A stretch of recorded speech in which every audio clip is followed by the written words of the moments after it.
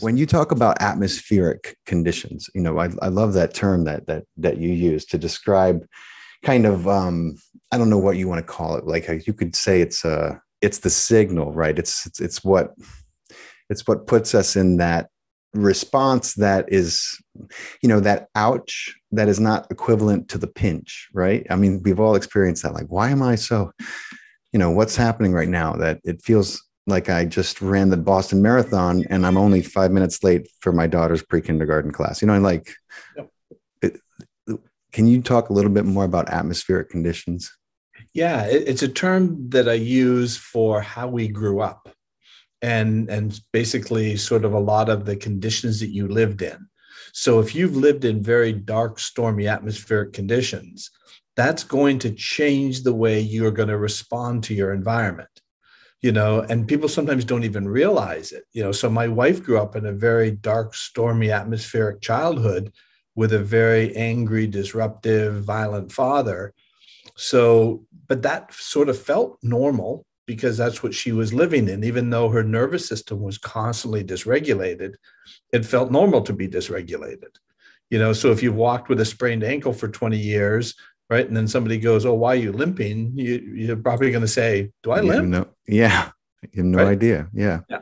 So that's the atmospheric conditions. So if you've grown up in that, and then that feels like you just adjust to it. So if you've lived in stormy, rainy conditions, and then I'm living in these really sunny conditions, I'm not going to be able to understand why you don't see things the way I see things, because I'm like, and this is what was happening for me and my wife. It's like, why are you not happy?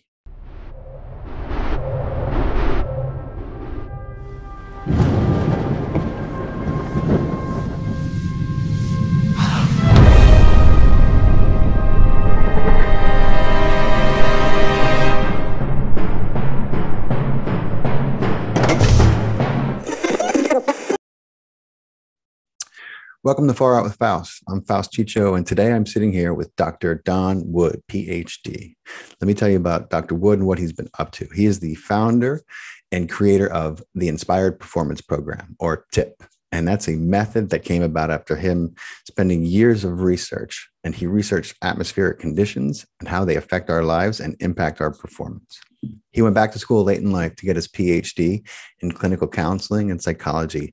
And he was inspired to do that to heal his daughter's Crohn's disease and his wife's autoimmune condition. He believes that just teaching people how to live with and manage chronic stress and disease is not a true fix to the problem, that there is a actual solution that comes from understanding the source and providing a long-term solution for it. So knowing his wife and daughter had both experienced childhood trauma, it was clear to Dr. Woopd that this was affecting their health somehow. And he went on a quest for answers for them. And he was driven by his love for them and his desire to help them heal. So he has an incredible program that is this cutting edge blend of neuroscience and this holistic approach that I'm very excited to tell you all about. So Dr. Woopd, thank you so much for beaming in, man. It's awesome to have you on the show. Thank you so much. That was a great introduction. I think you probably covered everything we needed to cover. Right. And that's the podcast. I try not to do that. I'm like, I should just leave some of this stuff, but I want to give everybody an idea of, so that we can start at the right point. Thank you. It's great. No, you did a good job and outlining it. So perfect. I appreciate that. Thank you. So Dr. Woopd, this is like one of my favorite subjects, man. When I heard you talk at the biohacking conference, I was like, man, this is so right up my alley. It's been part of my journey. And so I'm thrilled to have you on. It's going to be great. Yeah. Well, thank you for the invitation. And from what I hear is your excitement about it is really great. So your audience, I think, will benefit a lot from understanding what's going on, because a lot of people just don't understand what is creating the issue. And I'm really big on the education of it, because when people understand where the problem is, they'll understand why this solution works. It's a big thing. And that quest for it's like a mystery sometimes. It was for me. I had no idea that was sitting on such trauma. I just knew that I was kind of completely cut off from my more vulnerable emotions. And that, of course, that includes joy. So it was an unraveling for me, but becoming aware is the first step. So this is another reason I'm like, I have so many close friends right now I'm just so excited for them to hear this conversation when it's done. So, without further ado, I'm going to get right into it. Great. Awesome. When you talk about atmospheric conditions, I love that term that you use to describe kind of, I don't know what you want to call it. Like you could say it's the signal, right? It's what puts us in that response that is, that ouch, that is not equivalent to the pinch, right? I mean, we've all experienced that. Like, why am I so, what's happening right now that it feels like I just ran the Boston Marathon and I'm only 5 minutes late for my daughter's pre-kindergarten class, Yep. Can you talk a little bit more about atmospheric conditions? Yeah, it's a term that I use for how we grew up. And basically sort of a lot of the conditions that you lived in.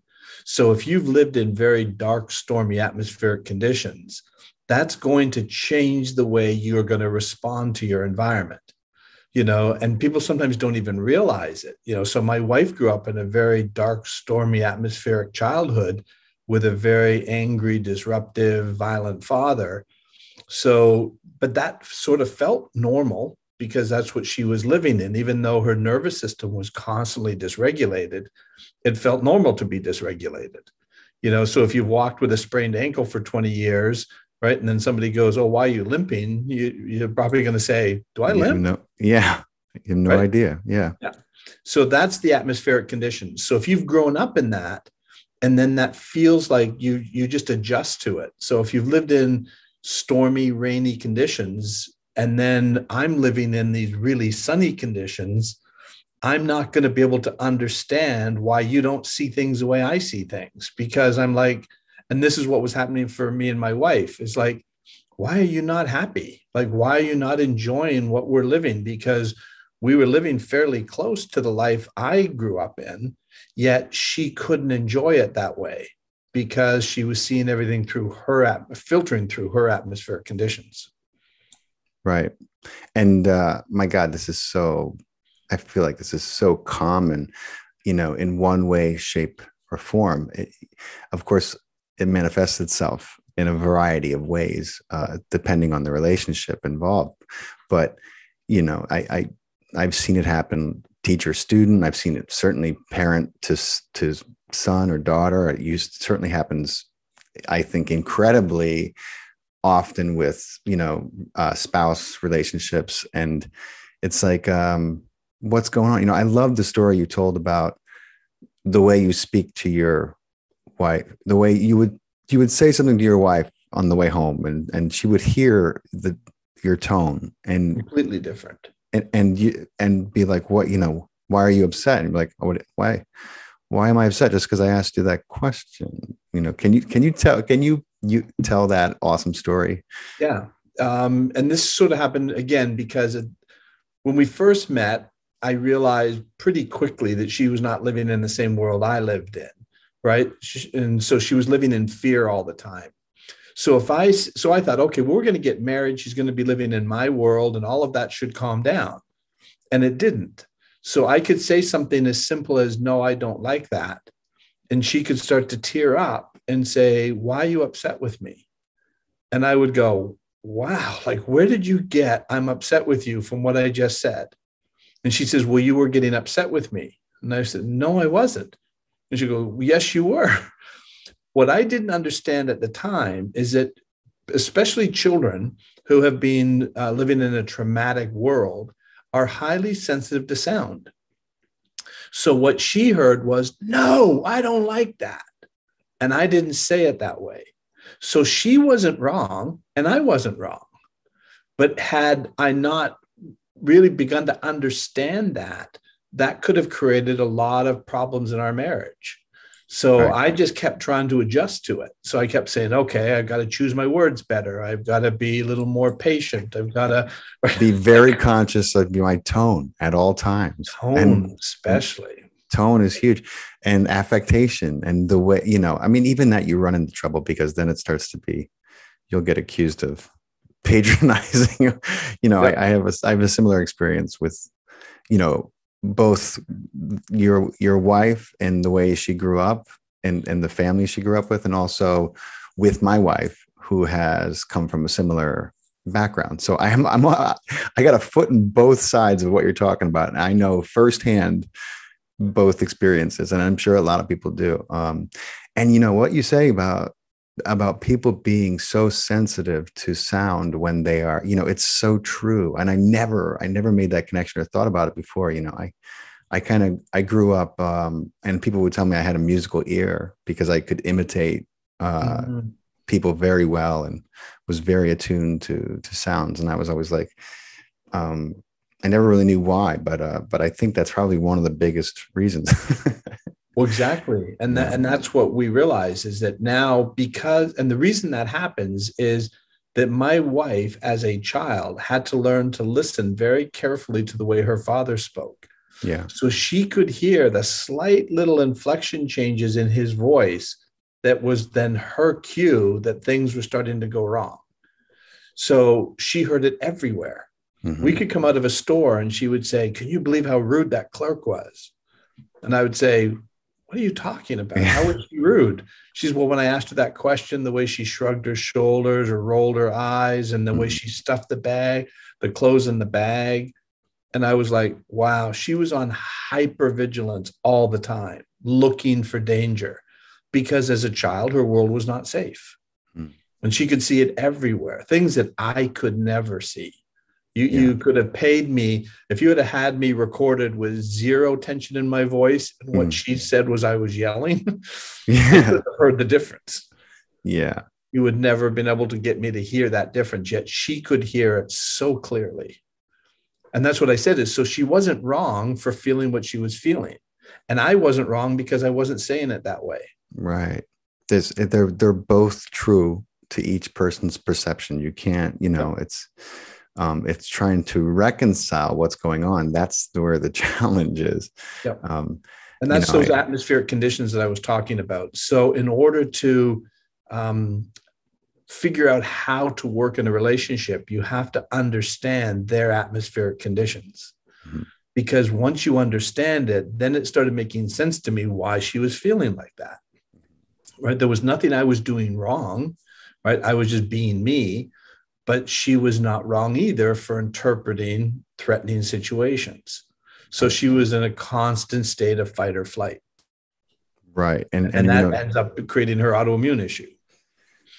And so, again, one of my first questions to you is, you know, you made this connection, right? And it's a connection that I think once you kind of unplug from the distractions of this life, you start to realize the correlation and the interconnection between everything. And then, of course, emotional and mental health. I mean, if you just study Dr. Emoto's work with water crystals, you will understand the relationship between emotional and mental health and your body, which is made up of mostly water.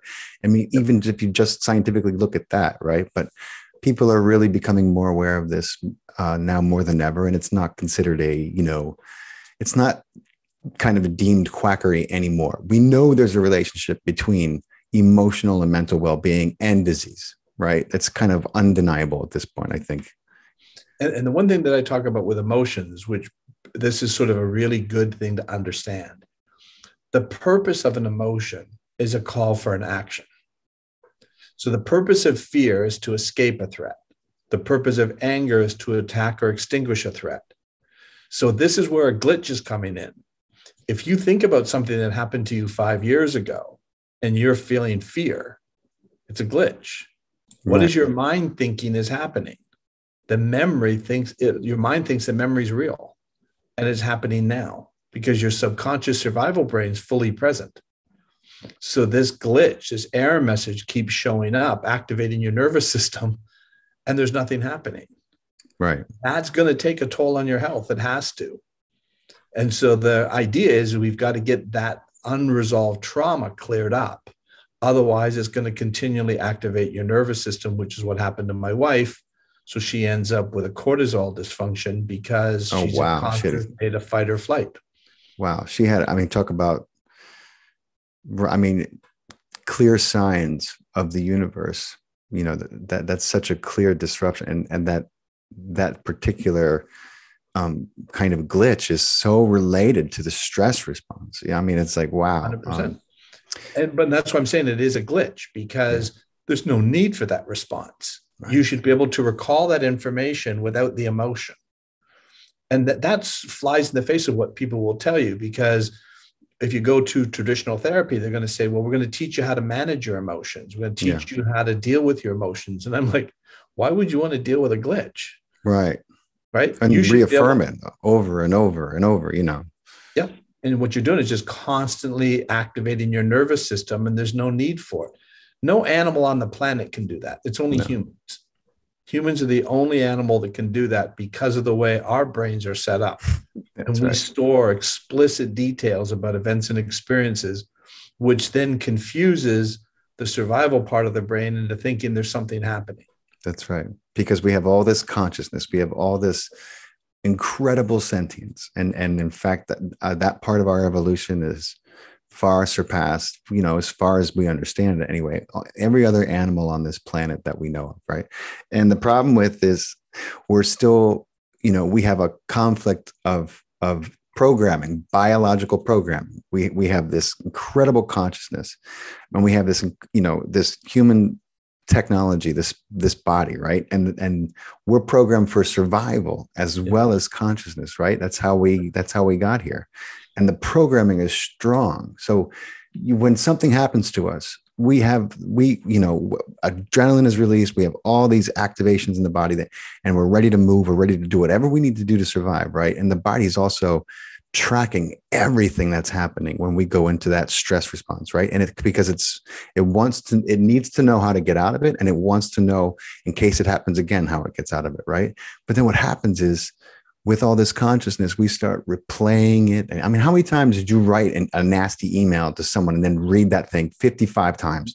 Right. Or get a response from them and read that email 50 times and get angry every time? I mean, it's like we keep revisiting these things over and over. And it's like, it's this weird conflict between biological programming and consciousness. And it's like, we're still working it out, I think. Yeah, we're advancing. We're continuing to advance. The problem we have as humans is that the survival brain will always override reason and logic of the conscious mind. So if the mind feels that there's a threat, reason and logic goes out the window. It's operating purely on survival instincts now. So I always talk about that. Why did people jump out of the buildings at 9/11? People would say they were jumping to their deaths. And I said, no, they weren't. They were jumping to live. Yeah. The survival brain wants to stop pain now. So what it realizes is that if we stand here any longer, we're going to die. Mm-hmm. So if we move, we have a chance of survival. Now, the logical part of your brain would say, but we're leaving the building. Yeah. We're going to fall to our death. But the survival brain doesn't look at that way. It just says, if I'm here, I die. If I'm here, I live. Relief, right? It's just... And it wants it now. Right. So now that doesn't make any sense, but it makes perfect sense to the survival brain because it wanted to stop death now or stop pain now. Right. Because it sees everything in real time. Wow. Yeah. It's so true, I mean, and it's just, it's about relief, right? I mean, I don't know how else to put it. It's about the seizing the pain that is happening right now, and whatever it has to do, if it's got to jump through something that's going to end up more painful, it's like you said, it does not compute that way. It doesn't always see present. It as it's going to stop the pain now. So if your survival brain is fully present in the moment, when does it want pain to stop? Now. Mm-hmm. So I deal with people in addiction all the time, and I'll say, there's nothing wrong with you, and there's nothing wrong with your mind. You don't have a disease. You have a code. You built a code. You had emotional pain. You had something that's happened in your life. That loop keeps on playing. Mm-hmm. Then you found a substance that temporarily shut off the pain. And I said, the reason people use drugs and alcohol is because it works. Yeah. Right? It stops the pain. The problem is that we have two memory systems. We have the explicit memory, the details about events and experiences that only humans store. And then we have the same memory system that animals have, which is repetitive associative memory. Mm-hmm. So what happens is because you kept repeating it, your mind built a code and said, when we experience pain, what solves the pain? Right? The drug or alcohol. And so when does it want the pain to stop? Now. So the thought comes in, take a drink, take a drug, whatever it is, right? And it's solving the problem in the present. Yeah. That says nothing about character, willpower, morals, or ethics. It's all about coding. That's right. It's a response sometimes to unbelievable trauma, and when the younger you get, the easier it is to remember how much of a trauma it can be for a little, when you're 5-6 years old and something happens. And even if you can't imagine how traumatic it was for that person. That's the biggest and craziest thing that's ever happened to them. Even if on a grand human scale, it wasn't that of a traumatic thing. You don't know how they experienced it, right? It's relative. It's relative. Yeah. That's why people will say to me, well, I don't have any big T kind of trauma. So I wrote my second book called Emotional Concussions. And I said, you may have had an emotional concussion. So you're a young child, right? And your parent tells you you're stupid or tells you you're not good enough for whatever it is. That's an emotional concussion. That's not a bombing or anything like that, but that will continue to operate and be filtered through as you're growing up. I went out on Saturday night with a couple of my good friends, and I was talking to this guy, and he walked up, and I could tell he was, he was homeless, and I slipped him some money, and I was talking to him, and because we were outside at this bar, my friend was doing a performance, and he was talking to me, and he said something about like he didn't mean to bother me, and I said, you weren't bothering me, and he thanked me for the money, and then he was telling me a story, and then I saw him, and he called himself stupid, and he was like, I'm stupid, and he was like hitting himself, and I said, why you say it? Why you say that? You're not stupid. He said, my mama's been telling me I'm stupid and she's not even alive anymore, for as long as I can remember. I said, and I'm just sitting there and looking at this guy, and I'm like, my God, you know what I mean? Like, he's got this. His mom really did a number on him. I'm standing on the street talking to this dude. He was so nice and grateful for this, money. And we had like a 15-minute conversation, but he kept calling himself stupid. He kept hitting himself in the head and calling himself stupid. And I said, who told you were stupid? He was like, my mom told me I'm stupid. I could still hear her voice, he said. And I said, I know you can still hear her. Authority figure, right? My God, So that authority figure, when you're a kid, you believe it. I had a lady who went through our program when she first sat down with me. It was actually for a company, and they had their different people come in to do the sessions with me. And so she comes in and literally sits down within the first 30 seconds and is sobbing.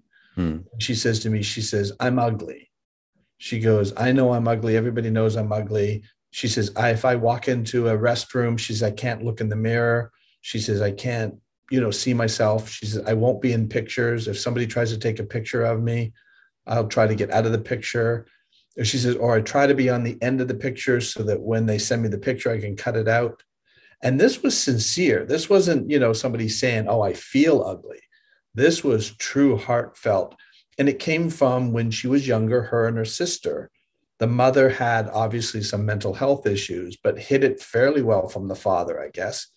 And so when the father was always traveling on the road, she would then take the hairbrush when she was combing their hair and hit them on the head saying, you're ugly, you're stupid, you're ugly. And so now this lady's in her 60s. Wow. And anyway, we take her through the whole program, and it was such an amazing release for her. Wow. And so when she left, I heard her walk out the door, and she says to the manager, I'm not ugly. And the manager has no idea what she's talking. He goes, okay. Yeah. It totally changed her life, because that memory was stuck and looping constantly. Yeah. And so she sent me, this was probably, I went to there in about September, October. This is a few years ago. And she sent me a message at Christmas time saying she's going out to parties. She's dressing up. She feels beautiful. That's amazing. Right? Totally changed her life. That's amazing. Well, that's incredible, the results that you got. So, for a lot of people, it's it's a combination of things, of different, abuses, whether it be neglect or, there's all kinds of ways that people get kind of glitched out when they're growing up. Especially I think, well, I don't know.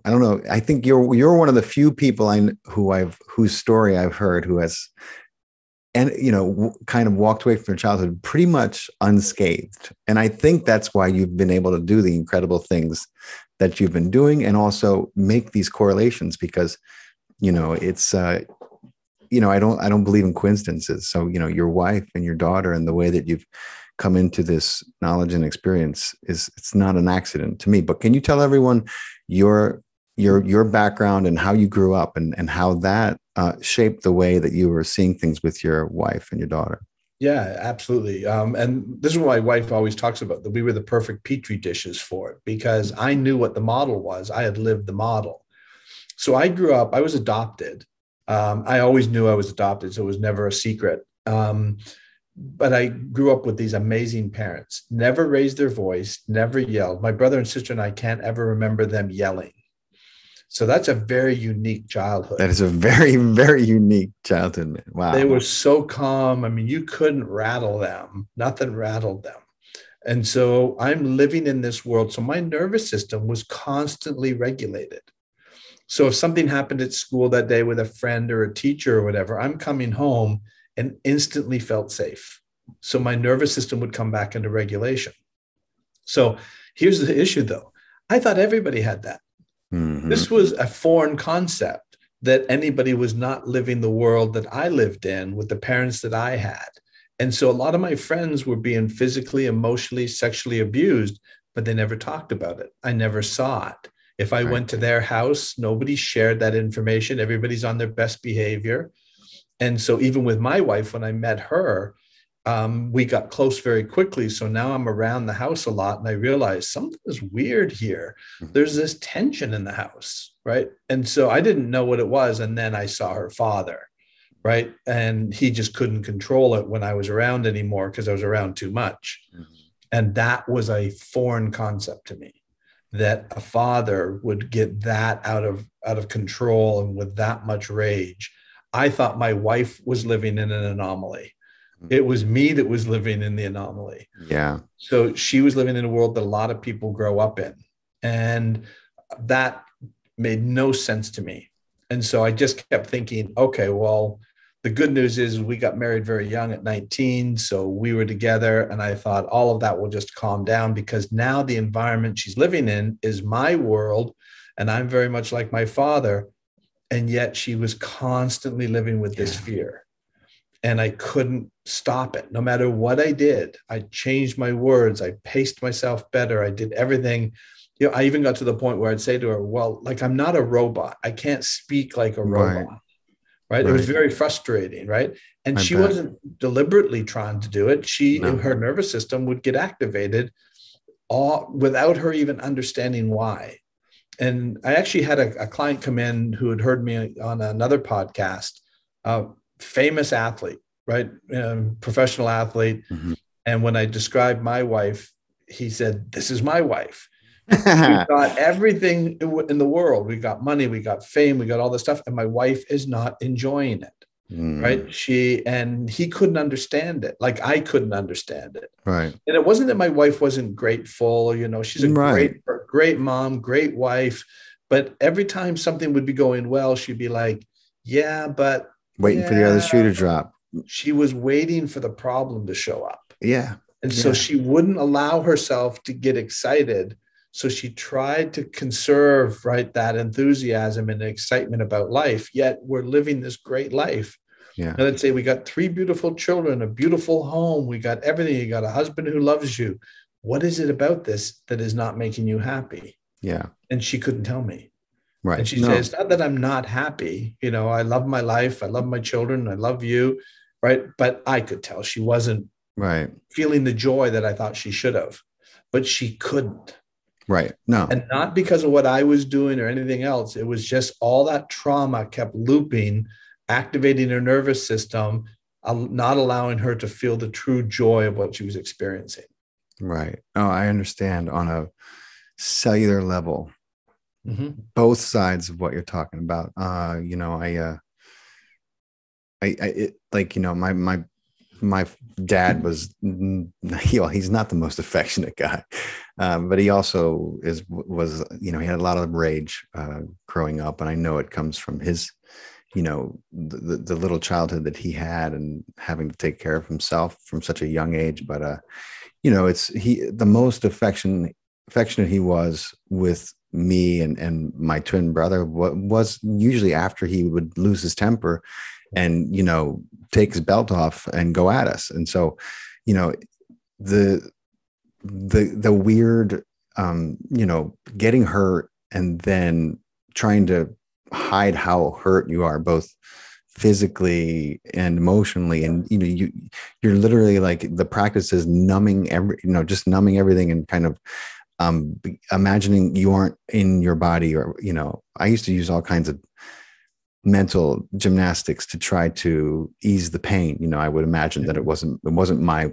ass being beat with the belt, or I would imagine that it would, all these crazy things. And, none of the habits are good, obviously, but, what happens then is he would come and then he'd feel bad. And so he would be nice. And that was, I know that a lot of the difficulties I had was like, the reward came after the punishment for me. So it was really confusing and took a lot of work to figure out, and then like you said, you're not even aware. I'm like, you mean everyone didn't grow up like this? It was a shock to me. Yep. And it was like, now it's like, really? Yeah, that's called dysfunctionality. Yeah, that's what my wife's father would do as well. He would turn around after he blew up and do all this. And then in his mind, excuse me, everything should be fine. Yeah. And then he would, he'd say to my wife, "Oh, you're not still huffing about that, are you?" Right. Yeah. And then she'd have to go, no, and pretend everything was okay. Right. And it wasn't okay. She was deeply hurt and afraid. Yeah. So, and I think it's either of those will do a number on you. So if you combine both fear and pain, you got a recipe for a lot of maladaptive programming and glitches, as you call them. And I love that. I think it works really well. They're glitches, they're the programming, whatever you had to do in the moment. I understand, but then what happens is it becomes maladaptive, whether it's, smoking, drinking, whatever the escape is. And, you talked about 3 different states that people kind of are in, either hyperarousal, hypoarousal, or homeostasis. Can you talk a little bit about those 3 states, and how do people know, if they feel like, I think I fall into one of those categories? How do they know? So if you are in hyperarousal, you're just like my wife was seeing danger everywhere. So you're super sensitive. So people who are very, very sensitive to what people say or what's going on are in hypervigilance. If they're flat, right, and they're not feeling at all, so that's really a depressed state, they're in hypo. So what they're doing is it's almost a freeze mode. So they're in freeze, right? Just get through the day, right? That's why I believe we're coming up to a tsunami of mental health issues because of COVID. Oh my God. A lot of people are in hypo, right? Do it, wear a mask. Either hyper or hypo, right? Okay, I'll get a vaccine.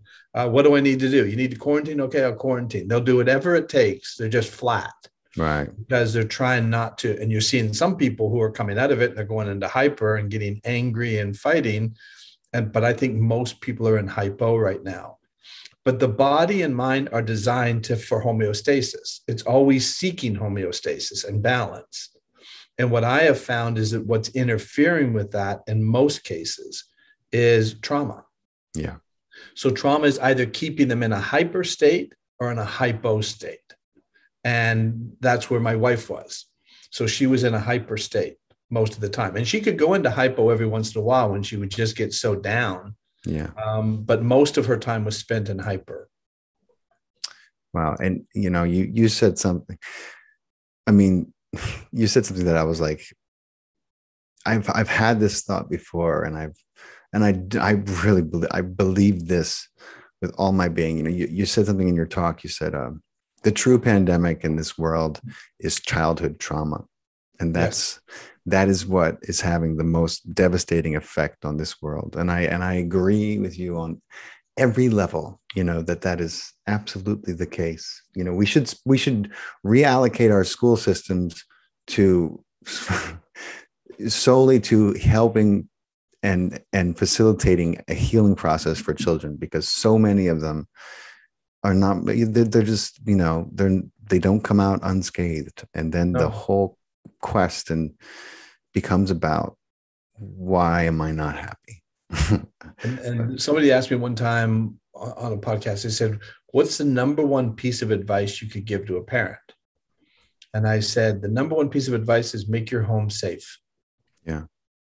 You've got to have a landing spot, right? Because life's going to come at us. We're going to get bumped along the way, with friends and teachers and schoolmates and, fellow competitors or whatever. And I had that to a small degree, but when I came home, I felt safe. Yeah. And it was a very, very safe place for me. So I would go a little out of regulation and come right back in. So my system was learning how to expand and come back. And so when my wife was growing up, she didn't have that. Yeah. She stayed in an expansive state. There was no place for her to land. So she was literally in flight all the time because home wasn't safe. School wasn't safe, so she had nowhere to go. If you don't have a place to land and rest, it's going to take a toll on you. It's going to show up in somewhere in your life, especially as an adult. Yeah, no doubt about that. You talk about trauma and how it disrupts the nervous system. And, you talked about how you and your brother, you have, there was, I think, 2 other adopted siblings, and then one that was part of the family. Actually, just one other adopted. So my sister was adopted. She's 7 years older. And my brother's the natural child, 10 years older. I was the last one. Right. And so I was 10 years younger than my brother and 7 than my sister. And so my sister and I were both adopted. All 3 of us, no genetic connection at all, have never been sick. Wow. It's just incredible, man. I hear that, and it just resonates like such a truth to me. And I have kids, and they're really healthy, and even if they get something, they're back at it. I mean, they're amazing. Their little immune systems are incredible. But you see so much problems today, health problems with kids today, and that's a podcast for probably a different time. But there's a lot of factors involved. But I think one of them is the fact that we have so many parents who are unaware, and oblivious to the fact that, you may think that you had a normal childhood, but there's a strong probability that you did not have so normal a childhood, and that you're, even if it was on many levels, just fine and acceptable. It's like if you don't know where the hurt has come from, then that's gonna end up on your children and in your relationship. It's just and if you can't, if you're not brave enough to take a look into it, even if it is painful, then you're really kind of laying a path down that is going to be, it's not going to be an easy and smooth ride. That's my experience. That's what I believe, Yeah, well, you're destined to repeat, right? Because you're saying, well, I came out okay. My dad whipped us whenever we did something wrong. And so I came out okay. Yeah. Really? Like, maybe not. Maybe that's affecting you in some way that you're not aware of, right? Maybe not. My dad never, ever laid a hand on us. Yeah. And at the same time, 3 very disciplined children. Yeah. You We can do all work both. hard. We're all respectful. We all like, so he didn't have to whip us to get what Right. he wanted. I always joke that the biggest thing that you could do to my dad was disappoint him. Hmm. That was worse than being hit, I think, because I'd see my dad go, Yeah. with that look on his face, like, really? Right? You did that. Yeah. And that was sort of like, oh, right in the heart. It's like you That's, disappointed him. Right. yeah. Same with my mom. And the only time I ever remember my dad, and he never did it with anger either. And I was about 16. And this is so minor compared to what you would think. But I remember my mom said something to me. And as I turned around and I was sort of flippant with her, not rude, not yelling, not anything, just sort of like whatever. And I hear my dad behind me and he taps me on the back of the head. Right. And I look at him, I turn around, I didn't even know he was there. And I look at him and he says, she may be your mother, but she's my wife. And I don't allow anybody to be disrespectful to her. Stop it. Wow. And by no stretch was I yelling or cursing or doing Right. anything. It was so minor, but in his mind, you were out of line. Right. Right.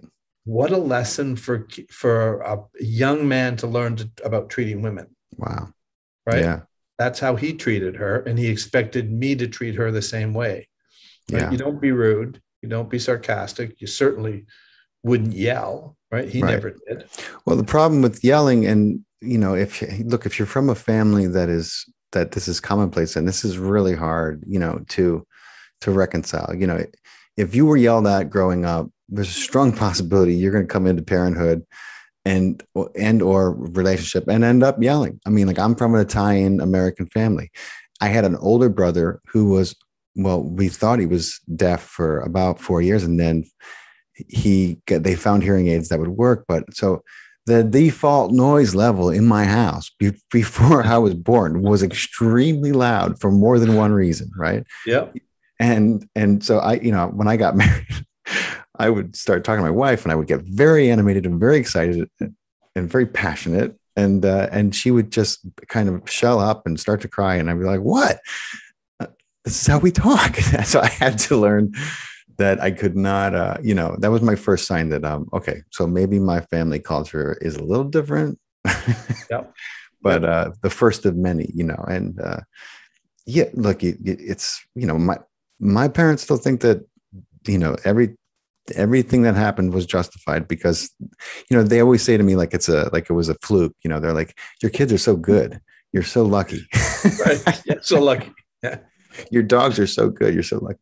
I said, yeah, I'm I'm really lucky. I'm fortunate. I am lucky. I know I'm lucky, and I'm lucky that I have them as parents. I know that as well. But it's not luck that makes my kids well behaved. No, it's a lot of work, and you've got to really take the time, right? You got to be very intentional about what you say and how you say it. Yeah. And sometimes that can be difficult when you're having stress in your life or financial stress or things that are going on, or work stress, and you come home and then your kids like all over you, climbing all over you. That's when you really have to exercise that control. Yeah. And that's not easy. Like you said, that takes a lot of effort. But it's interesting. I had a gentleman that was in, and he was talking about his relationship with his partner.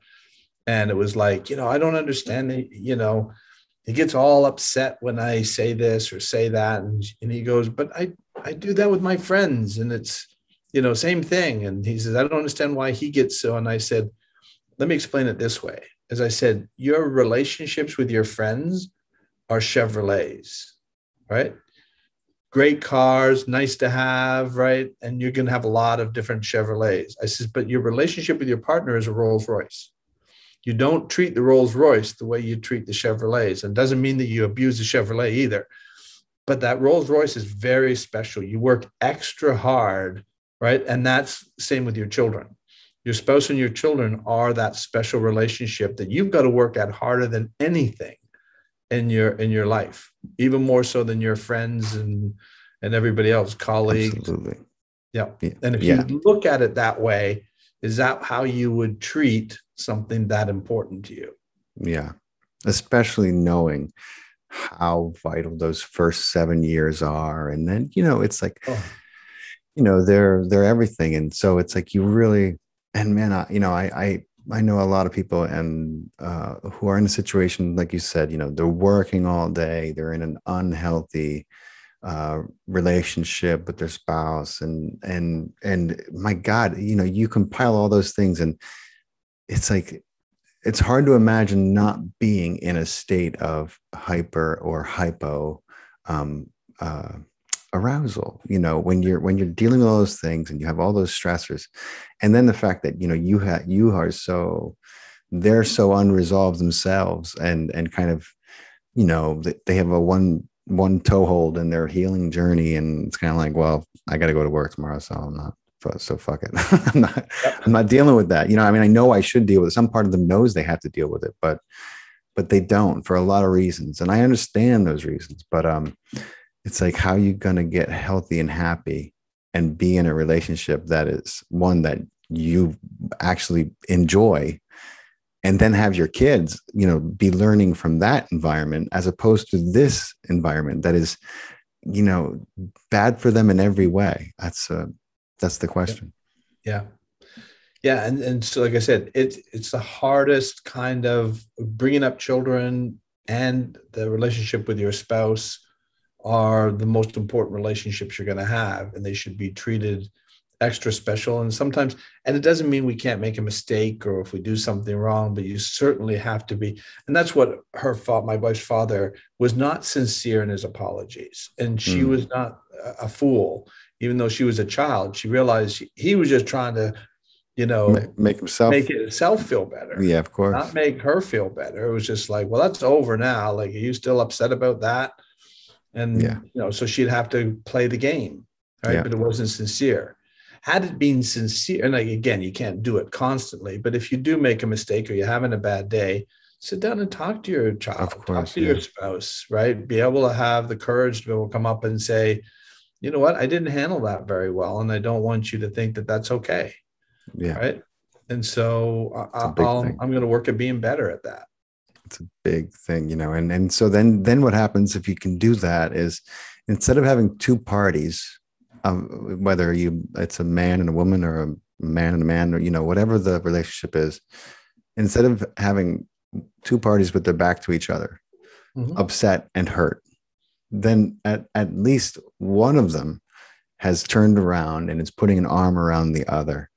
And if even if just one of you is doing that, it changes the nature of everything, because the other person then learns that there are opportunities for them to do that too. And so you both begin a different part of your relationship, a different leg of it, where there's more communication. Because what happens, I think, and I experienced this, in my marriage, and, thankfully we figured out how to do this, and, we sought counseling, and we had a great counselor who taught us how to do this, how to listen for intent and understand intention, as opposed to, what we think that we're hearing. Because a lot of times those two things don't jive. And it's like you said, our perceptions shape what we're hearing in all these different nuanced ways. And sometimes that prism that they're being filtered is pure trauma, right? It's from the past. Yep. And that's how they're seeing it. I talk about, it's like the words in the music, right? You think you're saying the music, but they're hearing the words, right? And you're like, but I like this song, right? It sounded pretty good to me, right? But the words are landing differently because of the other person's atmospheric conditions. They're hearing it differently, and you're thinking it's in congruity, but it's not. And so they're hearing the words in the music differently than you're saying them and performing it. Yeah. And so if you can understand that, one of the other things that I always talk about too, one of the best things you can do, sometimes the words, you just can't find the words, or you may not say the words right. The best thing to do is do a 40-second hug. Yeah. You don't say a word. You just hug them for 40 seconds, right? And sincerely hug them. Yeah. You start producing oxytocin in the brain. And so you never had to say a word, and you just watch them melt. Yeah. Right? Because that's more sincere than sometimes the words can come out. It's true.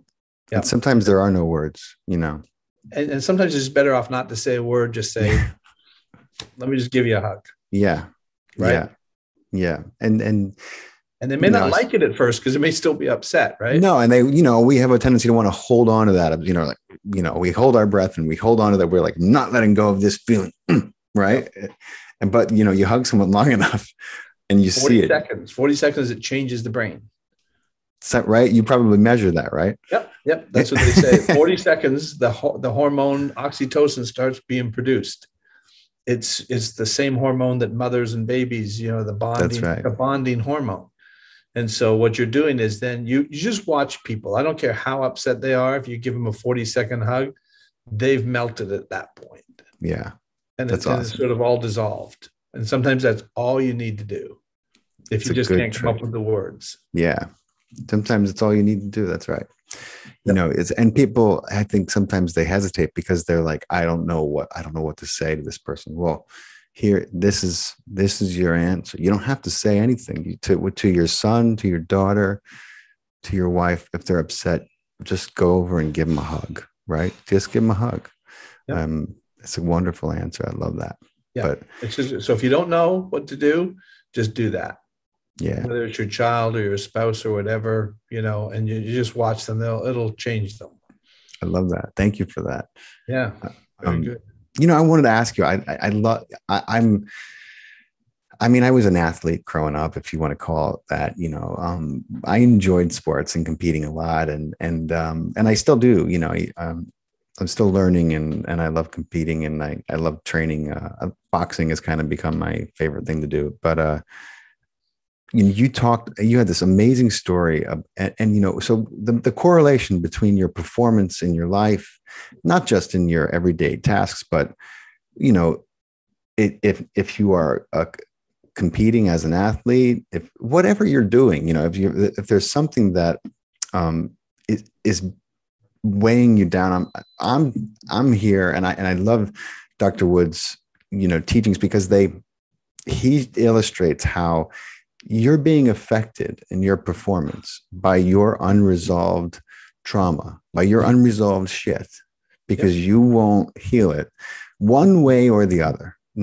You may never know it, but he's worked with these high-level athletes and these incredible, very unique cases, and seen the results of people doing the work. And I Dr. Wood, I'd love for you to talk a little bit about the runner from Kenya and some of the other extraordinary situations that you were able to observe through people who came through your program.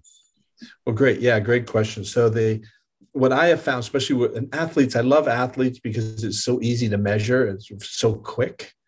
So Marco Chisetto is a double amputee, lost both his legs to frostbite. He's from Kenya, a marathon runner.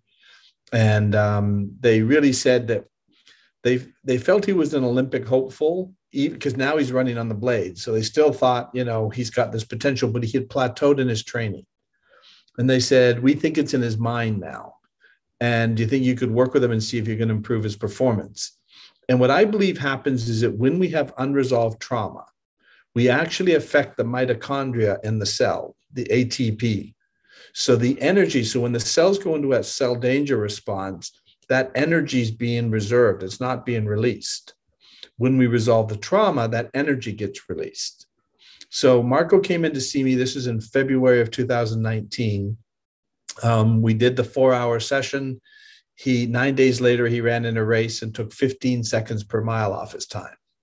Wow. Now that's huge in a marathon, right? Yeah. 15 seconds over 26 miles adds up. And so he said it was all in my mind. And then about a month later, in April of 2019, he ran in the Boston Marathon and broke the world record. Wow. And so he's now the world record holder for marathons. And then a couple months later, he ran the Chicago Marathon and broke his own world record. Broke his world record, right? Yeah. And got signed by Nike. How much did he sign it? But did he break it by? Another 5 minutes. 5 minutes. 5 minutes. Yeah. So here's a guy running on blades at about a 2:30 pace for a marathon. I mean, that's insane. Yeah. Right? Like with 2 prosthetic legs. That's incredible. Yeah. And that's what he said. He goes, the way he explained it, I thought was brilliant. He said, when I used to run, I knew when I got to the 20-mile mark is when my performance level would drop. He says, so when I used to run, I'd be thinking, I've got 10 miles to go. I got 5 miles to go. He says, what I found myself doing now is saying, I'm at the 10-mile marker. I'm at the 15-mile marker. He stopped thinking ahead and he stayed in the moment. Stayed present. He stayed present. So his power, extra power was released. Another great example is Rob Killian. You know, Spartan races. Have you ever run in a Spartan race? I've heard of them, and I haven't run one yet, but they're on my radar. Those athletes are phenomenal. They are, man. I don't know how they do it. They're crazy. And I mean, I've been an athlete all my life too, and I look at that and I go, "Wow, that is just incredible stuff." Those guys, I have so much respect for these guys. Whole new level. But so Rob Killian, again in 2019. I went out to, I was September of 2019. I was speaking at the World Championships for Spartan in Lake Tahoe. And the lady who runs Spartan Japan said to me, she says, I have a friend of mine. He's a Special Forces Green Beret. He's running in the World Championships on Sunday. She says, can you take him through your program? She says, there's 3 guys that are always favored to win these races. These 3 guys are dominating. She says, but I want to see after going through your program, how much better he can compete against those 3 guys. That's the measurement that she was going to use. How much could he improve against the 3 guys that were favored to win? So I worked with Rob on Friday. He ran in the World Championships on Sunday and beat them all. Wow. The next closest guy was over a minute behind him. One of the favorite guys. Crazy. That's incredible. Now in 2 days, I can't make Rob a faster runner. No. Right? I didn't do anything for Rob except keep him present, which released more power. That's it. Wow. Rob always had that ability. That extra gear is what he needed. And that gear was being interfered with because of the trauma loop. Wow. And so when you release that, you release the power. So I've worked with golfers, Tim Burke, world long drive champion. So Tim came to see me. Again, this is so many things are pre-COVID now, right? So 2019, I've worked with other people too, but this was an easy one to sort of explain. So Tim came in to see me in March of 2019, goes to our program, flies out to Phoenix the next day to compete in one of the World Long Drive Championships and wins it.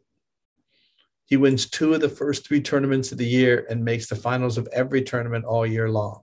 Wow. Was that the first time he won it?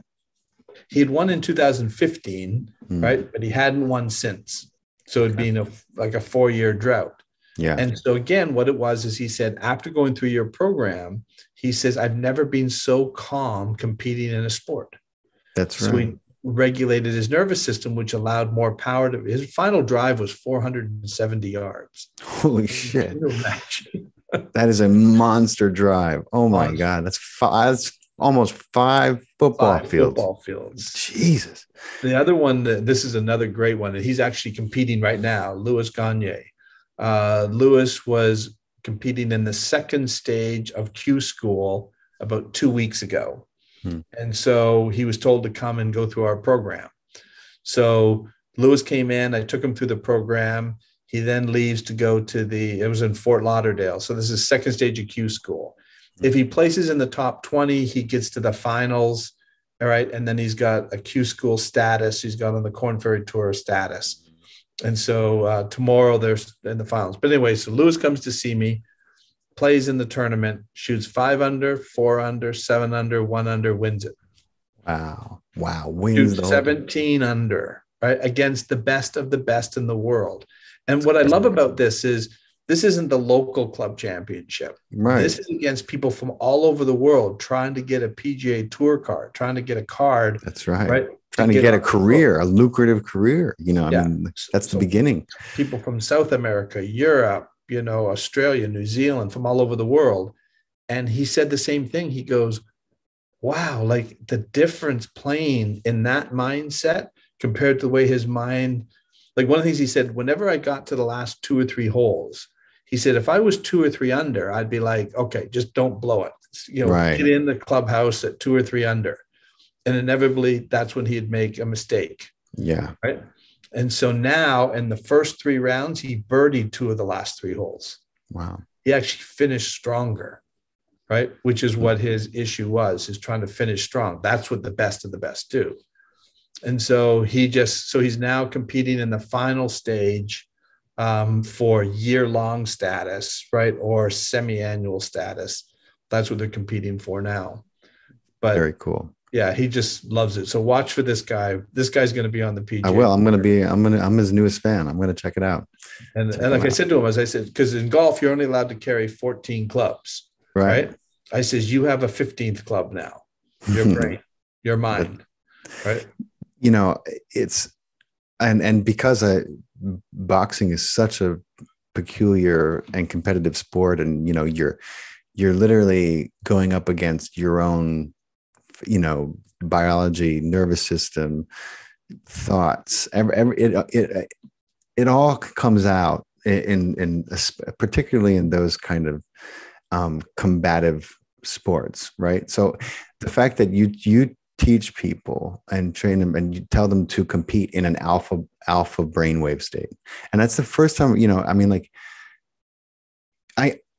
that's the first time I ever heard anyone put it in that statement. I mean, you know, obviously you hear and you learn that, okay, the calmer I am, you know, the more energy I have, I'm reserved, but then you get in the moment and you get excited and you're like, oh, all that out the window. I can be excited and just fine. Let's do this. You know, it's like, but you teach people to compete in an alpha brainwave state. Can you talk a little bit about that? It's so fascinating to me. It's really the key, because in an alpha brainwave state, your brain is cycling at about 7 to 14 hertz. It's super relaxed, but super focused. They believe Albert Einstein lived in that state most of the time. Wow. That's why he was able to calculate so quickly. So that's what we refer to as the zone, right? And so when you're in the zone, I'm sure you've played sports. So you've had whatever sport you've played, those times when you're in the zone and it's just like you can't make a mistake. It's everything you do just goes, that's because you're an alpha. So what we can do is train you to stay in that state. And so Tim Burke, like I said, when he went to the World Long Drive Championships, I saw on the Golf Channel that he was in the finals. So I texted him. I said, how you feeling? And he wrote back 3 words. He wrote back, alpha, baby, alpha. He was in complete alpha brainwave state. He goes, I've never competed in that state. I'm sure he has at times. Yeah, I just didn't realize it. He didn't realize it. But now we've trained him. It was really funny because I was watching the Golf Channel with him on it. And even the announcers, they had no idea that he's gone through the program.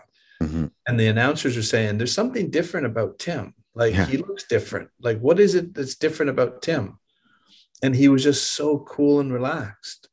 And so when he gets up there, now all his power is available. Yeah. And that's really the key. I have an old video game called, I used to have an old video called NBA Jam, right? Mm-hmm. And in the game, if you make 3 baskets in a row, you're on fire, you're in fuego, and every shot then that comes off the player's hands, the basketball's on fire and he can't miss. You can shoot from pretty much anywhere on the court, and the announcers are all like, he's on fire, and one of them says he's unconscious, and I'm like, and I was always like, why do they say he's unconscious when I was growing up? Because I would hear them say that, and then I'm like, oh, you know, people make these connections long before the science, before the instruments confirm it, right? And what they're commenting on is like, he's no longer conscious. You know, he's like, he doesn't have to be conscious to, you know, it's just so crazy. He's an alpha. Alpha is basically just that relaxed, right? You're not thinking, you're just operating. Right? Yeah. Your mind, you know, and I work with athletes all the time. So I worked with a professional baseball player, and his agent came to me and said, he needs to have a really good year, right? He said, you know, otherwise I may not re-sign him next year. He's got all this promise, but they're telling him, you know, promise doesn't cut it. You know, you've got to deliver this year. So what they were doing was bringing in all these analysts to sit down with them and say, if a guy has a 2-1 count on you, this pitcher will throw 68% of the time, will throw a slider. So they were filling his head with all this information. So they asked me, he says, what do you think about that? And I said, that's a terrible idea. Right? I said, he doesn't think and hit a baseball. He's built thousands of codes in his brain, and his brain recognizes the code and then knows what to do. I said, if you add in calculations to that, I'm telling you, you're slowing down the process. That ball, he's got 400 millionths of a second right, to hit that baseball, right? That's about the processing time, right, of the subconscious mind. If you bring in something else, you're just slowing down its Yeah, ability to no. respond. And it's the same with any sport. You don't need to think like, so Lewis, here's a great example. I said to Lewis, I said, do you think you need to be confident to play good golf? That's right. Right. And he goes, yeah. And I said, what if I told you you don't need confidence? I said, confidence is a byproduct of your skill. I said, you have a skill that very few people on the planet have. I says, you could go into the woods and hit a ball in between two trees 6 inches apart. I said, the average person, I don't care how good, I'm a 7 handicap golfer. I wouldn't like to try that. Right. Right. He could do that, no problem. Right. And he'd make that 99 out of 100 times. So I said, you have a skill. Confidence will come and go. Right. But your skill will always be with you. You can't Right. lose your skill. So I said, what do you need confidence for? I said, if you put confidence in front of your skill, I'll guarantee you when your confidence goes, you're going to think your skill goes with it. Right. Right. I said, reverse it. If your confidence goes because you didn't execute something in your skill, I want you to develop an attitude of optimism. Right. Your skill is so good, right? It's no problem. You just drop another ball. Right. And that's what Lewis said. He only made 2 bogeys all week. And he said he says, in fact, one of the times he hit the ball in the water. And he said, and I just went through the tools that you gave me. He says, I took my drop, put it on the green, made my par. Right. He says, where before I would have been so stressed out, like, oh no, don't make a double, right? Don't do this, Right. don't do that. Oh God, the pressure's on. Yeah. Pressure's on. And he didn't. He stayed in the shot. And it sounds like such a cliche, stay in the moment, stay present, because they'll all tell you that. The difference is they don't tell you how to do it. We do. Right. Right. And you said that before, you just mentioned it again. You said optimism will keep you present. That's its first, and the byproduct of presence is the full allowance of your energy, the full allowance of your consciousness, and when you're in that state, you have every opportunity and capacity to perform to the best of your ability. Whereas if you're like, oh, fuck, I can't, fuck, I go cursing like a sailor, like, I can't screw this up.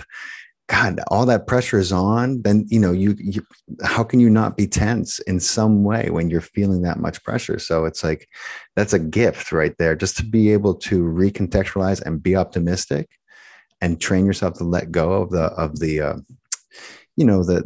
habits that we get into, but looking at things like, oh my God, I screwed up. Now the pressure's on. It's like none of those ways of thinking help me.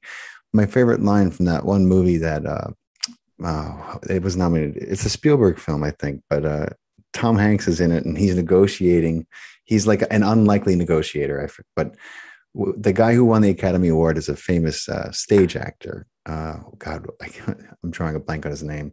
He's probably the most famous stage actor. He's British, of course. But in the movie, his line over and over is, they ask him, they're like, "Aren't you worried?" And he's like, "No, worrying never helped anyone." It's so true. And worrying has never helped any human being in the history of civilization. It's just not. It's not a productive thing to do. The mind moves towards the dominant thought. Yeah. Right. Because as much as we say we can multitask like crazy, we really can't. Right. We're very focused. So if the dominant thought is don't hit the ball in the water, right, you're going to hit the ball in the water, not because you're trying to hit the ball in the water, but then the mind is now focused on water.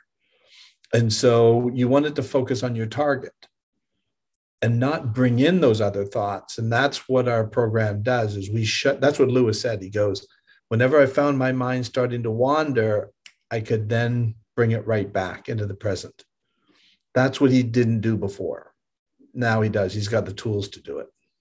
Yeah.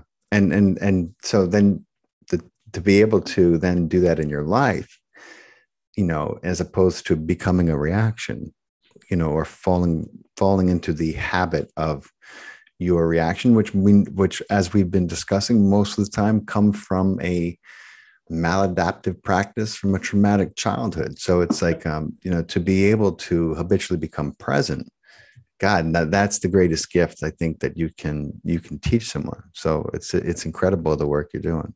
Well, I heard a guy talk about one time he was playing with golf reference. So if people don't know golf, but Lee Trevino was one of the greatest of all times, right? And so this guy said he was playing with Lee Trevino, and he knows Lee Trevino gets into your head, right? And he's going to try to mess him up.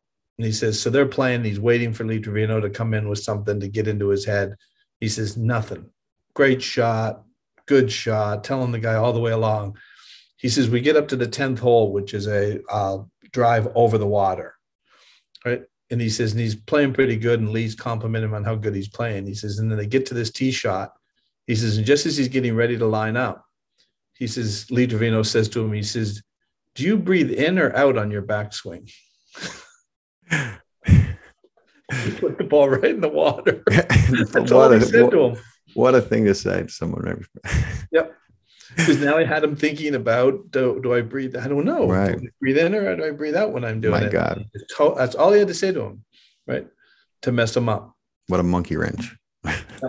Yep. And so that's the whole idea is we want to be able to keep you in the present so you're not thinking about anything except what you're doing, right? Which is this shot. How, like you said about worrying, I always sort of smile when I see, like you watch a show like American Idol, and you see this person come out and they sing and they've got an angel voice. They got this phenomenal voice, and they talk about how scared they were before they went on stage. Mm-hmm. And I look at it and I go, if I could sing like that, the last thing I would be was nervous. Yeah. I would be saying, let me go out first because the competition will be over. Everybody will just go home. Right. Because I'm going to beat them all. Right. That to me is when you've got that skill level, right? The last thing you need to be is nervous. Just execute your skill. And I think a lot of people get confused between and they confuse nervousness with excitement. And I think there's a big difference. You know, I think a lot of the singers who go on those shows are very excited, but I don't know how nervous they are. I'm sure like there are nerves involved in excitement, of course, but you know, being nervous can be a little crippling. I mean, I'm an actor, so you know, the people don't understand. People who don't act don't understand, but it's like, you know, the difference between sitting in the front row of a show and then taking a 5-foot walk onto the stage is tremendous. It's colossal, right? And that's because your nervous system goes haywire the moment you're in front of people. And actors have to not only get up in front of people, but they have to then,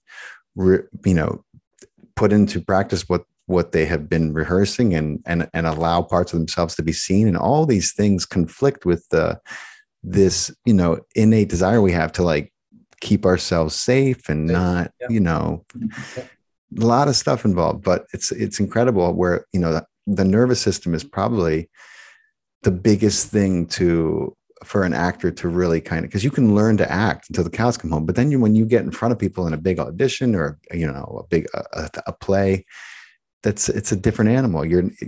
All the skills in the world go out the window if you can't know how to regulate your nervous system, right? So it's almost like, I mean, you probably heard that story before, but if you took a beam, you know, a balance beam, or say it's a 6-inch or 10-inch beam, right, wide and 20 feet long, and you put it on the floor and you say to somebody, I want you to walk across the beam, right? Yeah. They walk across the beam. Oh, yeah. They walk across it backwards. They walk across it backwards. No problem, right? And then what you do is you put it 20 feet in the air. Right. Right. There it is, right now there. Now they can't do it. No. Right? Now it's crippled. Now it's like, yeah. I mean, I was just thinking about that. I'm like, what happens to people? And you see them, they're like crawling across this thing because they don't trust their own body now to do what it knows how to do. You know, it's not a little difference. It's a huge difference. It's a dramatic difference, right? So it's incredible what the nervous system. There's where that keeping in the present, using optimism to keep you in the present. Yeah. Right? You have a skill, but that skill's not going to go away. Right. You'll be able to deliver on your skill. Be optimistic about that. I don't care what the situation is. Like with the golfers, that's what I say to them. Hit the ball in the bunker. It's not even a penalty for you guys, right? I see these guys, these pros, they're actually trying to hold the ball out of the bunker. The average golfer is going up there saying, oh my gosh, don't scull the ball. Right. Make sure you get it out of the bunker. They're trying to hold the ball. That's how good those guys are. Yeah, it's crazy. It's a different level, man. But Yep. you talk a lot about, stress is a lion, right? And Mhm. and that's I think a lot of people deal with, chronic stress, and then they start to deal with chronic pain, and then they start to deal with chronic disease. And a lot of them are, some of the ones I have some close friends who I've known for many years are starting to realize how connected those things are, and so and some of them have even had the incredible, moment where they've started a healing journey and started to see how it directly impacts and mitigates the level of pain or whatever they're dealing with. The improvement in their whole, like the whole organism improves when they start to address some of these past traumas and heal. And I mean, like, God, that's when that happens, that's incredible, because what a great way to see the correlation when it happens in real time and not over, weeks, months. But can you talk a little bit more about, the inflammation response that you mentioned in your talk, and how, stress is this lion that a lot of people deal with? Yeah. Yeah. So what I had found through the research is that when we have especially unresolved trauma, not just even current stress, but unresolved trauma creates inflammation in the body. So inflammation will affect your immune system and your neurotransmitters. So for my daughter, the inflammation showed up in her lower intestinal area, where Crohn's is, right? So the cells go into a cell danger response. The cells actually become hardened and inflamed. The purpose of that is to protect the cell from anything getting into the cell. So any foreign invaders getting into the cell. So if nothing can get into the cell, nothing can get out of the cell. So it's a temporary pause in the system until the danger passes. When the danger passes, then the inflammation will come down. The problem is that memory keeps it looping, keeps it in an active cell danger response. I believe that it shows up in the weakest genetic link in the body. So for my daughter, the weakest link for her was her intestinal area. And for a lot of people, it is. And so the reason it goes there is, if you think about an army, if you had a fort and you were being attacked and you knew that you had a weak part of the fort that could get breached, doesn't it make sense that you would send more of your reinforcements to that weak area to protect it? That's what I believe happens. There's where the genetic side comes in. So the inflammation shows up for my daughter in her intestinal area. When the danger was supposed to pass, then it would come back out of the inflamed state and the immune system would come in and clean up. The problem was the trauma kept looping. It kept staying in an active cell danger response. Once we resolved the trauma for my daughter, her Crohn's went away. And so why did her Crohn's go away? Because the cell danger response was released, Wow. right? There was no more danger, right? The memory stopped looping. Right? The inflammation comes down, her immune system comes back online, and her neurotransmitters come back online. Mm-hmm. That's the system. And so the inflammation is just a temporary pause.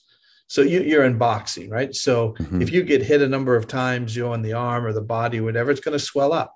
Right. Why is it swelling up? To protect it, Mm-hmm. right? When they stop hitting you, what's going to happen to the swelling? It should go down. Right? The danger's over. Right. Yeah. Perfectly designed system. It is.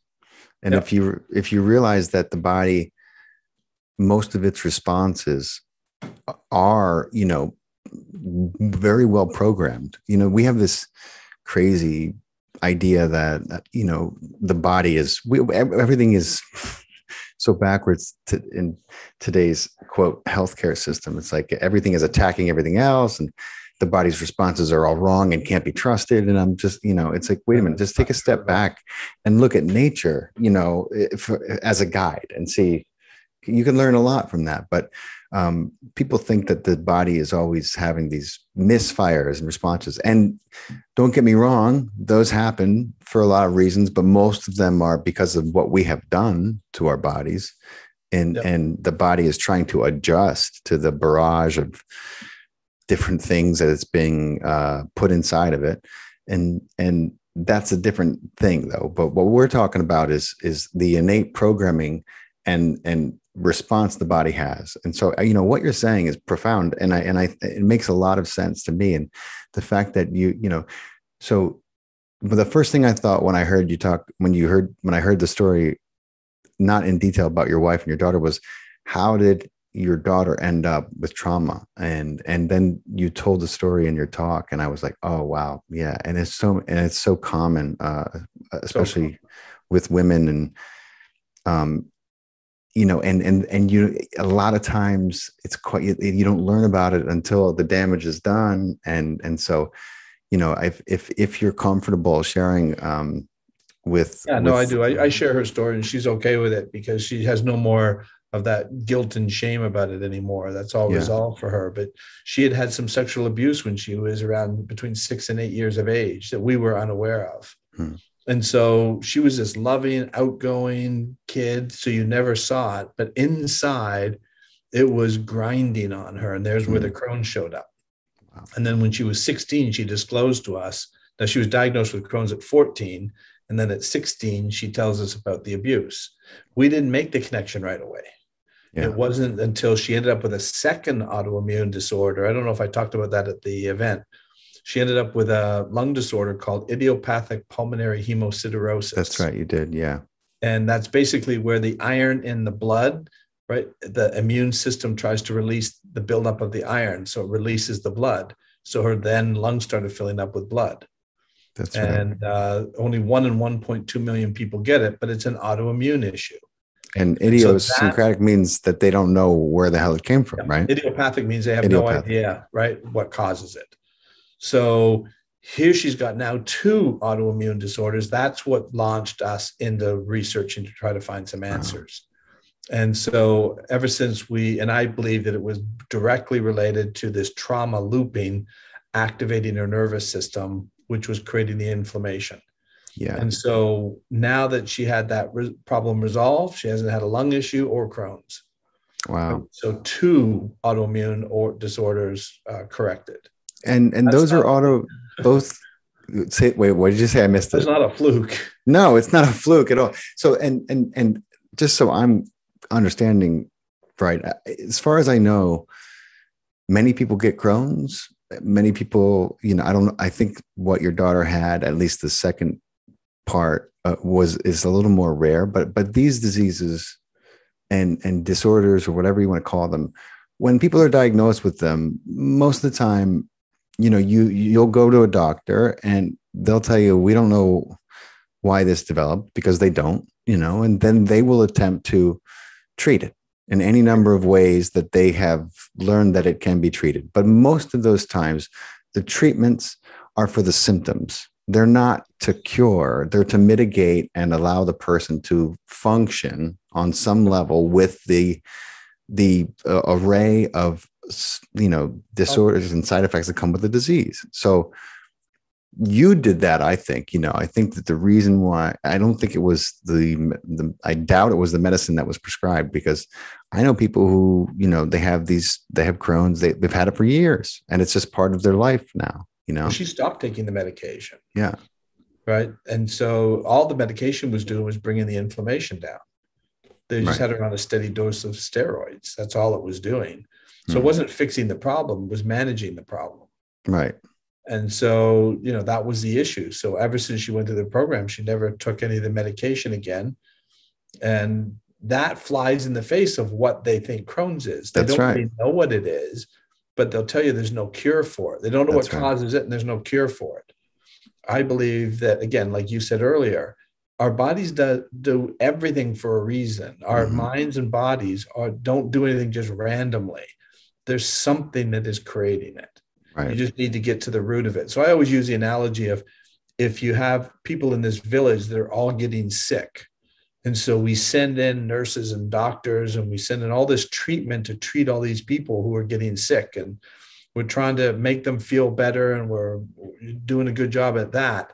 And then somebody gets a good idea to go up the river and find out that there's a chemical plant dumping chemicals into the water. Hey, Right? yeah, That's why they're all getting sick. So yeah. we could continue to treat all those things forever. But if you don't go and shut off the chemicals coming in the water, it's never going to stop.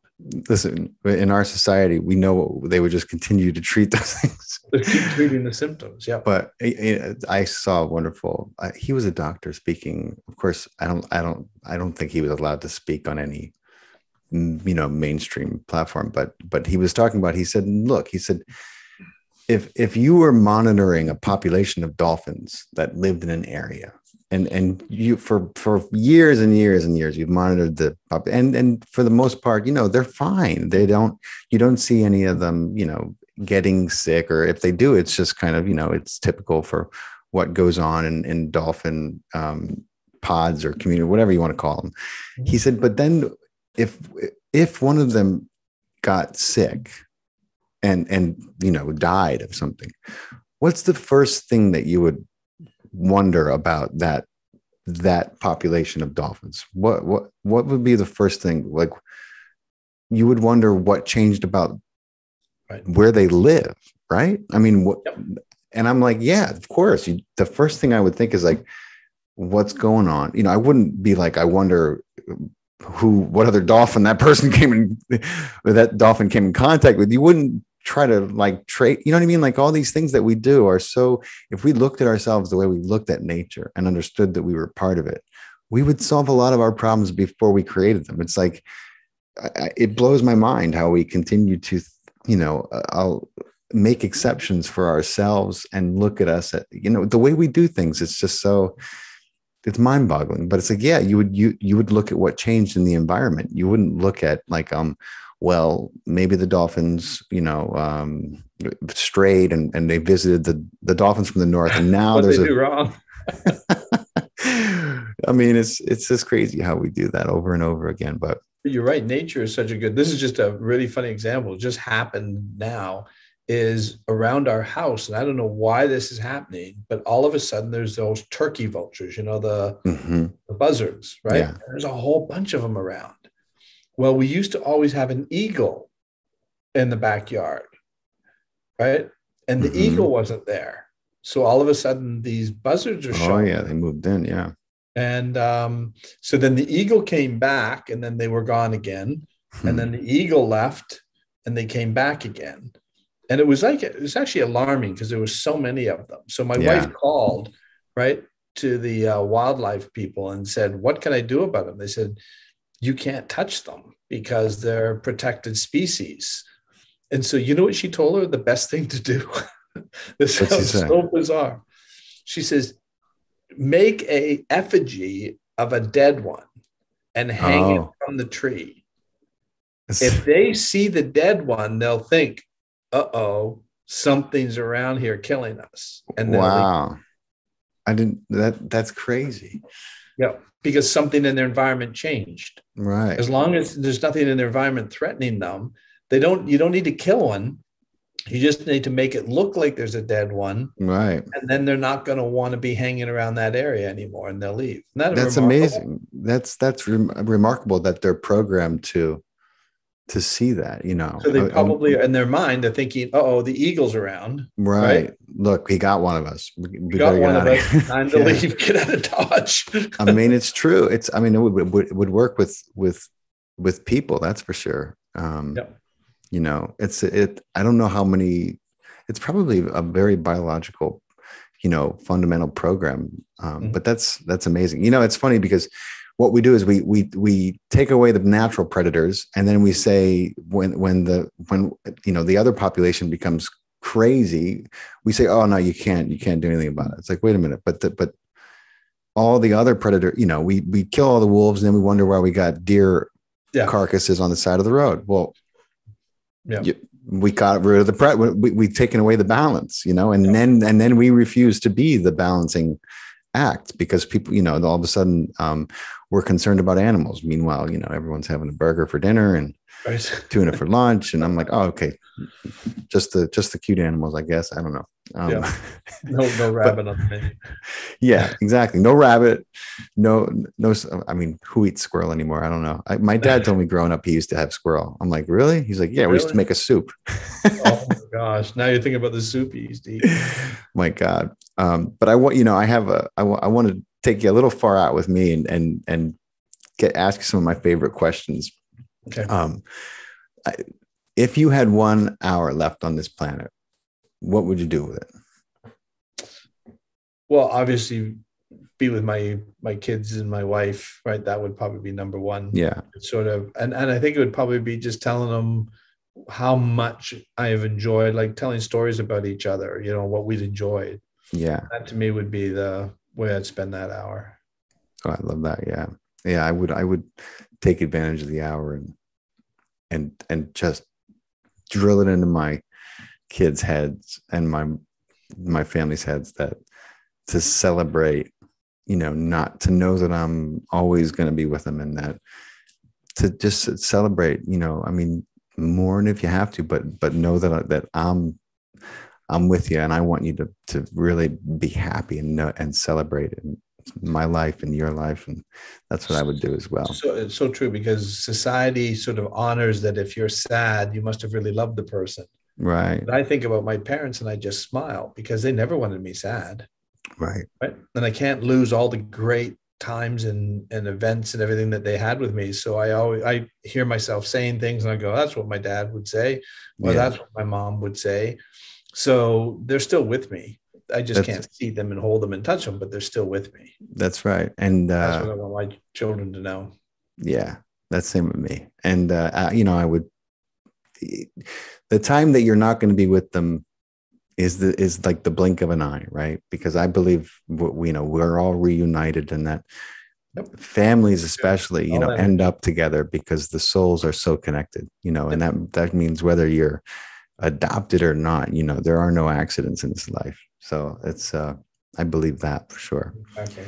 So have you ever had it could be, I mean, I hesitate to use the word supernatural because that's become associated with so many bizarre things that I no longer kind of associate the word supernatural with like, scary. But I guess, I don't want to rule that out either. Have you ever had like a supernatural experience? And that includes like, any kind of paranormal or super, a super experience, whether with your senses, whether that be like a ghost or you witness something, or, it could be a healing, but something that you couldn't explain away with what you were registering with your senses. The only thing that I can recall like that was I had to go in for some dental work. So my dentist said to me, do you think you could go like to the surgeon and then I get him to numb you up and then go over to my office and I'll finish up the rest of the work? He goes, no, you have a high pain tolerance, so maybe you could do that. And so I said, I'll give that a try. And so I'm sitting there. I haven't even met the surgeon yet. It's really early in the morning and I'm feeling a little bit of like, boy, what's this going to be like? So I was a little nervous about it. And as clear as a bell, I heard my dad's voice tell me I'm going to be okay. Wow. Just as if like you and I are talking. It was so clear to me. And it didn't last. I never had it again.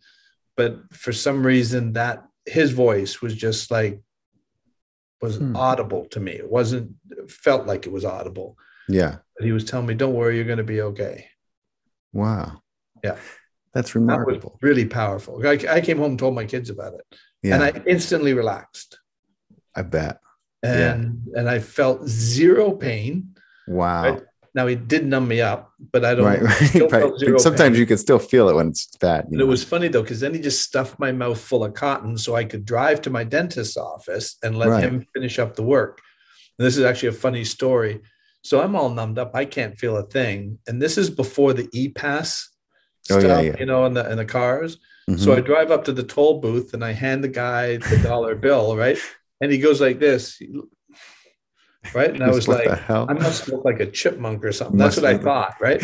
So I yeah. drive away. I look in the mirror, and there's blood all dripping down my Oh man, face. yeah.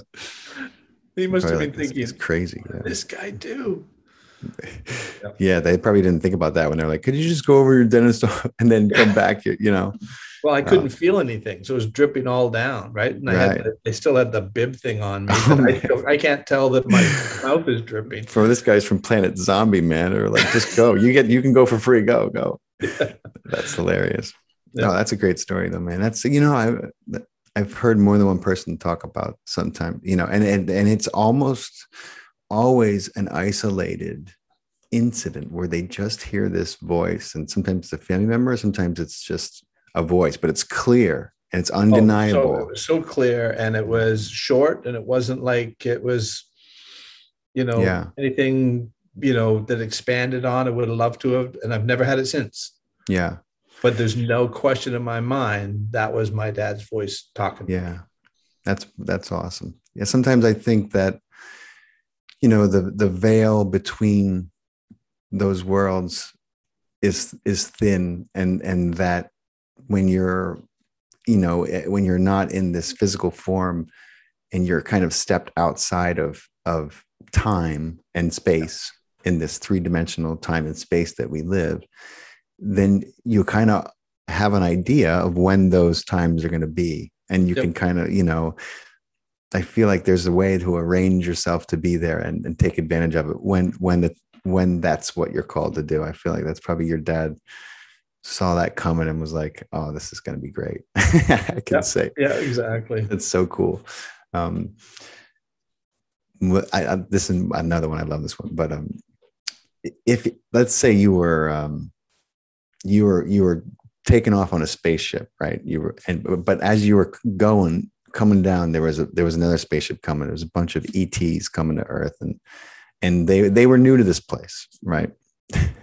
You can tell this is more of a metaphor than anything, but like a close encounter of the third kind, let's say. What would you tell these ETs? What advice would you give them about the human race that would make their stay here a little easier?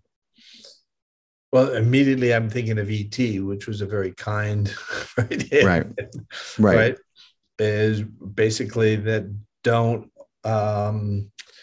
fear us, right? And that not everybody there'll be a certain percentage that'll be threatened by you, but there'll be a lot of people who will embrace you.